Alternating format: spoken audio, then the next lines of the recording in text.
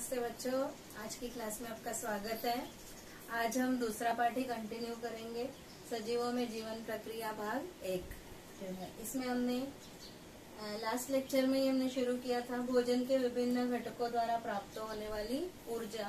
भोजन के विभिन्न घटक कौन से हैं? कार्बोज, प्रोटीन और स्निग्ध पदार्थ है। उसमें से हमने कार्बोज का पढ़ा था कि कार्बोज पदार्थ जो है आवश्यकता से अधिक मात्रा में यदि हम कार्बोज पदार्थ ले लेते हैं, हमने पहले पढ़ा था कार्बोज पदार्थ काय में होते हैं। जो मीठे पदार्थ होते हैं उनमें होते हैं गुड़ है, शक्कर है, गेहूं है, चावल है, इनमें जो है कार्बोज पदार्थ पाए जाते हैं।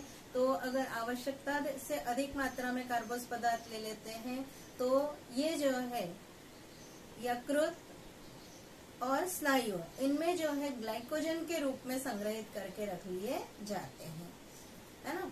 अब जो है प्रथिन किससे प्राप्त होते हैं, प्रथिन कैसे बने होते हैं, ये हम पढ़ेंगे। प्रथिन जो है क्या है? प्रथिन क्या है? अमीनो अम्ल के कई अणु आपस में जुड़कर जो महाअणु बनता है, महाअणु मतलब बड़ा अणु तैयार होता है, वो प्रथिन होता है।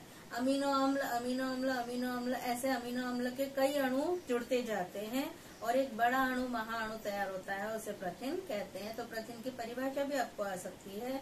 अमीनो अम्ल के कई अणु आपस में जुड़कर बने हुए महाअणु को प्रथिन कहते हैं। अब दूसरा आता है फर्स्ट क्लास प्रथिन किसे कहते हैं, ये भी प्रश्न पूछा जा सकता है। तो प्राणीजन्य पदार्थों से प्राप्त होने वाले प्रथिन जो है फर्स्ट क्लास प्रथिन कहलाते हैं। प्राणीजन्य पदार्थों से प्राप्त होने वाले प्रथिन फर्स्ट क्लास प्रथिन कहलाते हैं। ठीक है, पहला हो गया प्रथिन, दूसरा हो गया फर्स्ट क्लास प्रथिन किसे कहते हैं? प्राणीजन्य पदार्थों से प्राप्त होने वाले प्रथिनों को फर्स्ट क्लास प्रथिन कहते हैं। तीसरा जो है प्रथिन पदार्थों से भी ऊर्जा प्राप्त होती है। अगर कार्बोज पदार्थ नहीं है शरीर में तो फिर स्निग्ध पदार्थों से ऊर्जा प्राप्त होती है। स्निग्ध पदार्थ भी नहीं है तो प्रथिन जो कि अपना कार्य शरीर निर्माण, कोशिका निर्माण का कार्य करते हैं, उसकी जगह जो है प्रथिन जो है ऊर्जा देने का कार्य करते हैं। तो प्रथिन से भी प्रति ग्राम 4 किलो कैलोरी ऊर्जा प्राप्त होती है। आया समझ में? प्रथिन से भी 4 किलो कैलोरी प्रति ग्राम, मतलब प्रत्येक 1 ग्राम से 4 किलो कैलोरी ऊर्जा प्रथिन से भी प्राप्त होती है। अब प्रथिनों का जब पाचन होता है तो अमीनो अम्ल बनते हैं। प्रथिन काय से तैयार हुए हैं? अमीनो अम्ल से ही तैयार हुए हैं।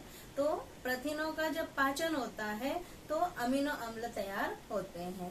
ये अमीनो अम्ल जो है शरीर में अवशोषित कर लिए जाते हैं, रक्त में अवशोषित कर लिए जाते हैं और रक्त के द्वारा जो है प्रत्येक अंग तक या कोशिका तक पहुंचाए जाते हैं। रक्त द्वारा जब प्रथिन का पाचन होता है तब ये प्रथिन जो है अवशोषित कर लिए जाते हैं शरीर में। रक्त द्वारा ये विभिन्न शरीर के अंगों तक और कोशिकाओं तक पहुंचाए जाते हैं।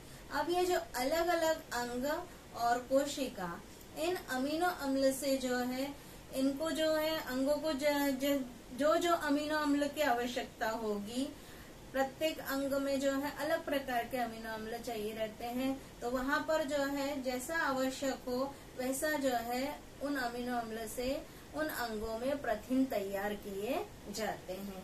इसको हम चित्र द्वारा सारिणी में भी देखेंगे कि कैसे जो है प्रथिन तैयार होते हैं। यहाँ देखिए बच्चों, प्रथिन के पाचन के बाद जो बनने वाले अमीनो अम्ल है ये जो है शरीर के अलग अलग अंगों और कोशिकाओं तक पहुंचाए जाते हैं। वहां पर इन अमीनो अम्ल से जो है प्रथिन तैयार होते हैं। अमीनो अम्ल जुड़ जुड़कर प्रथिन तैयार होते हैं। जिस अंग में जैसे प्रथिन की आवश्यकता होती है वो प्रथिन तैयार होते हैं। जैसे त्वचा में जो है मेलानिन रंग द्रव्य जो है जिसके कारण त्वचा को रंग प्राप्त होता है, और केराटिन नामक जो है प्रथिन तैयार होता है। ये 2 प्रथिन तैयार होते हैं, मेलानिन और केराटिन। फिर हड्डियों में जो है आसिन नामक प्रथिन तैयार होता है। कोशिका में प्रद्रव्य पटल के प्रथिन तैयार होते हैं और भी कई प्रकीर्णव जो है ये भी एक प्रकार के प्रथिन होते हैं, प्रकीर्णव भी तैयार होते हैं। फिर स्वादु ग्रंथि में जो है इंसुलिन नामक हार्मोन तैयार होता है, ट्रिप्सिन तैयार होता है, ये भी प्रथिन ही होते हैं। पीयूषिका ग्रंथि जो होती है ये जो है मस्तिष्क में पाई जाती है और इसमें जो है विभिन्न प्रकार के संप्रेरक, लगभग 13 प्रकार के संप्रेरक इस ग्रंथि से स्रावित होते हैं। पीयूष ग्रंथि जो होती है उससे स्रावित होते हैं और सारे संप्रेरक जो है एक प्रकार के प्रथिन ही होते हैं। फिर स्नायुओं में, शरीर में जो है एक्टिन और मायोसिन, ये लचीले प्रथिन जो है तैयार होते हैं। और रक्त में जो है मुख्य रूप से हीमोग्लोबिन और प्रतिपिंड, ये 2 प्रकार के प्रथिन तैयार होते हैं। इस प्रकार अमीनो अम्ल के पाचन के बाद ये अमीनो अम्ल रक्त द्वारा अलग अलग अंगों में ले जाए जाते हैं, वहाँ विभिन्न प्रकार के प्रथिन तैयार होते हैं। अब ये आपको चित्र जो है परीक्षा में भी आ सकता है, इसके कुछ बॉक्स खाली रखे जा सकते हैं, उसको आपको भर के पूरा करना है, तो इसको आप अच्छे से पढ़ लेंगे, याद कर लेंगे। अब बच्चा, आवश्यकता से अधिक मात्रा में जो सेवन किए गए प्रथिन जो होते हैं शरीर में, जैसे शर्करा अधिक मात्रा में ले ली जाती है तो उसको ग्लाइकोजन के रूप में संग्रहित करके यकृत में रखा जाता है। तो प्रथिन जब आवश्यकता से अधिक मात्रा में सेवन कर लिए जाते हैं तो वो अमीनो अम्ल जो है शरीर में संग्रहित नहीं होते हैं और ये जो है प्रथिनों का विघटन होता है और विघटन, अमीनो अम्ल का भी विघटन हो जाता है और अमोनिया तैयार होती है। अमीनो अम्ल का भी विघटन हो जाता है और अमोनिया तैयार होती है और अमोनिया को शरीर से बाहर निकाल दिया जाता है। आवश्यकता होने पर प्रथिन का रूपांतरण दूसरे कार्बोस पदार्थ में भी किया जा सकता है, जैसे कि ग्लूकोनियोजेनेसिस जो है प्रक्रिया द्वारा ग्लूकोज में जो है इसका रूपांतरण किया जा सकता है ना। और फिर जो है वनस्पतियां जो है स्वयं के लिए लगने वाले जो अमीनो अम्ल होते हैं उनको जो है खनिज के रूप में जो है प्राप्त करती हैं और उससे जो है विभिन्न प्रकार के प्रथिन जो है तैयार करती है। फिर वनस्पति कोशिकाओं में जो हरित लवक पाया जाता है उसमें पाया जाने वाला रुबिस्को नामक प्रथिन जो है प्रकृति में सर्वाधिक मात्रा में पाया जाने वाला प्रथिन होता है, रुबिस्को।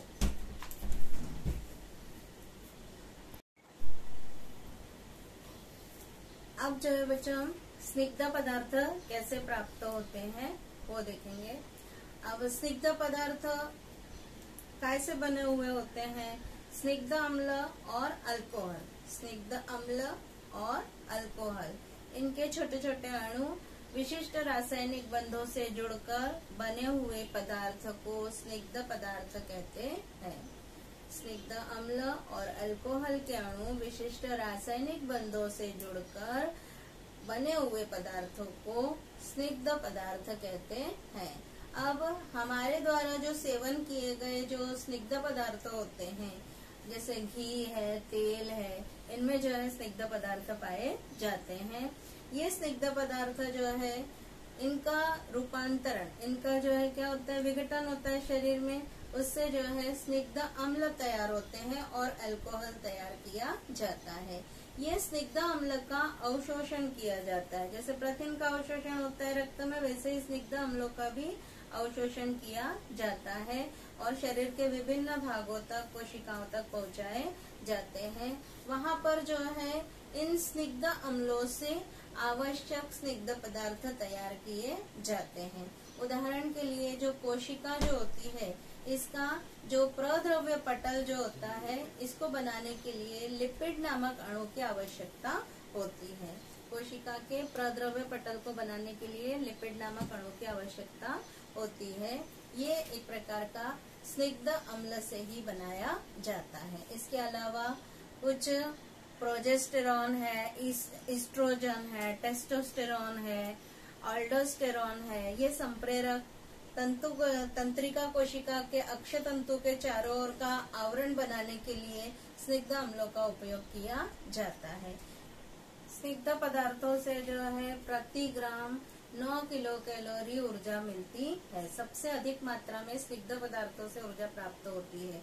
9 किलो कैलोरी प्रति ग्राम ऊर्जा प्राप्त होती है। और अगर आवश्यकता से अधिक मात्रा में अगर हम स्निग्ध पदार्थों का सेवन कर भी लेते हैं तो ये स्निग्ध पदार्थ चर्बी युक्त संयोजी ऊतकों के रूप में जो है संग्रहित करके त्वचा में रखा जाता है।